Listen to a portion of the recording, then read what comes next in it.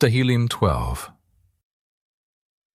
For the chief musician upon an 8-stringed lyre, a psalm by David.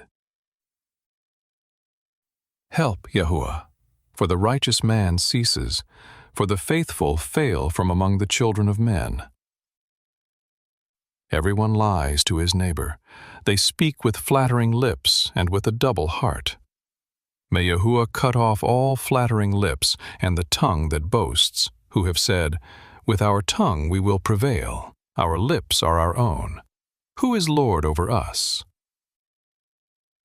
Because of the oppression of the weak, and because of the groaning of the needy, I will now arise, says Yahuwah. I will set him in safety from those who malign him. The words of Yahuwah are flawless words, as silver refined in a clay furnace, purified 7 times. You will keep them, Yahuwah. You will preserve them from this generation forever. The wicked walk on every side when what is vile is exalted among the sons of men.